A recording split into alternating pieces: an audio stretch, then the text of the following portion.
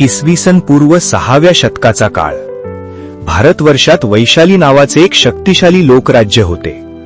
या राज्याचा एक भाग म्हणजे कुंडग्राम. येथे राजा सिद्धार्थ आणि राणी त्रिशला यांचे शासन होते. संपूर्ण नगरात आनंदाचे वातावरण होते, कारण राणी त्रिशला लवकरच एका दिव्य पुत्राला जन्म देणार होती. एका रात्री राणीला गाढ झोपेत असताना 16 अतिशय विलोभनीय स्वप्ने पडली.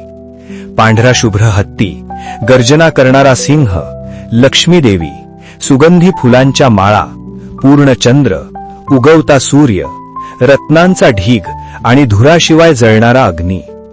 सकाळी जेव्हा राजाने विद्वानांना बोलावले तेव्हा त्यांनी सांगितले, महाराज, हा सामान्य बालक नाही, हा विश्वाचा उद्धार करणारा तीर्थंकर म्हणून जन्माला येणार आहे.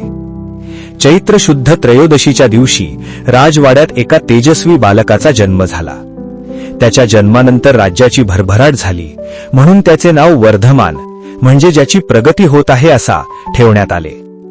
वर्धमान लहानपणापासूनच इतर मुलांपेक्षा वेगळे होते. एकदा खेळताना एक विशाल आणि मदमस्त हत्ती साखळदंड तोडून सुटला. सर्व मुले सैरावैरा धावू लागली, पण लहानग्या वर्धमानाने पळण्याऐवजी त्या हत्तीच्या डोळ्यात शांतपणे पाहिले. त्यांच्या त्या निडर नजरेने हत्ती शांत झाला. दुसऱ्या एका प्रसंगी एक भयानक साप खेळाच्या मैदानात आला.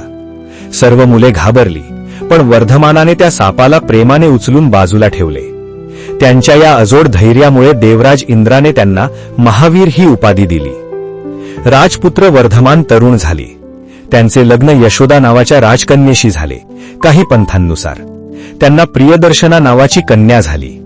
महालात सर्व सुखसोयी होत्या, पण वर्धमानांचे मन विचलित होते. खिडकीतून बाहेर पाहताना त्यांना दिसणारे आजारपण, म्हातारपण, गरिबी आणि प्राण्यांची हत्या त्यांना अस्वस्थ करत असे. त्यांना उमजले की ज्या शरीराला आपण सजवतो ते एक दिवस मातीत मिसळणार आहे. मग खरे सुख कुठे आहे? वयाच्या 28व्या वर्षी त्यांच्या पालकांचे निधन झाले.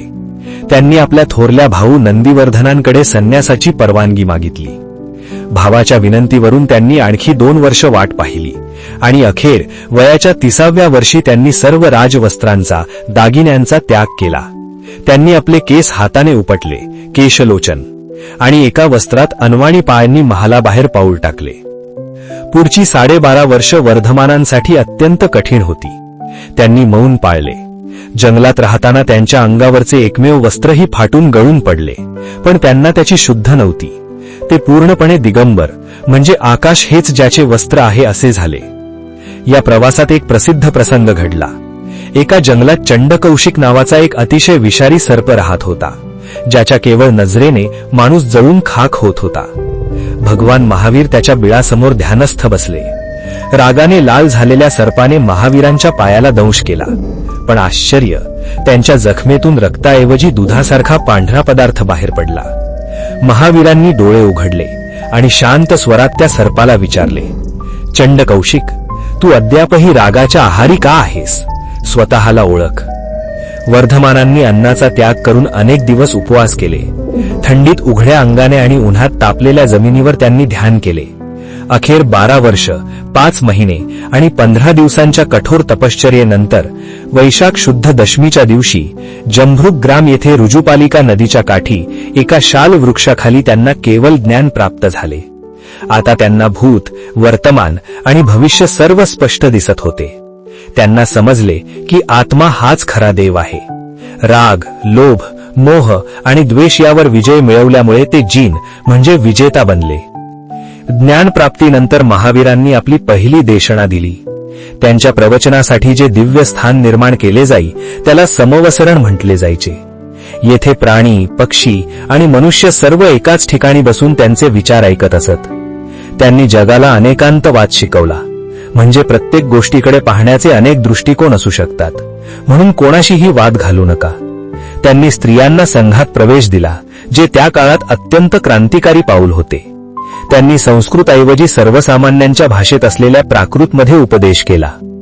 महावीरांनी मानवाच्या कल्याणासाठी 5 तत्वे दिली. 1. अहिंसा.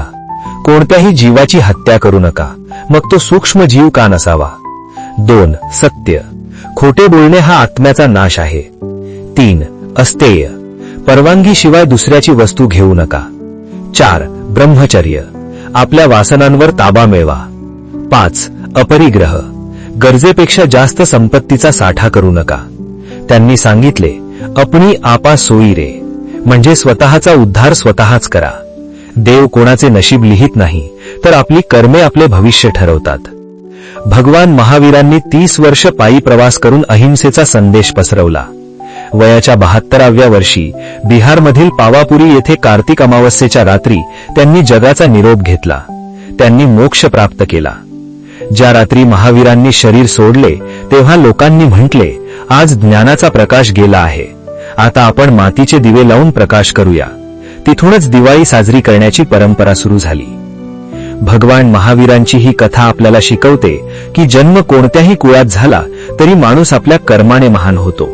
एका राजाचा मुलगा असूनही त्यांनी कष्टाचा मार्ग निवडला, जेणेकरून ते जगाला सांगू शकतील की सुख बाहेर नाही तर तुमच्या स्वतःच्या आत्म्यात आहे. त्यांच्या विचारांचा प्रभाव आजही इतका प्रबळ आहे की महात्मा गांधींसारख्या महापुरुषांनी महावीरांच्या अहिंसा तत्वाचा वापर करून भारताला स्वातंत्र्य मिळवून दिले.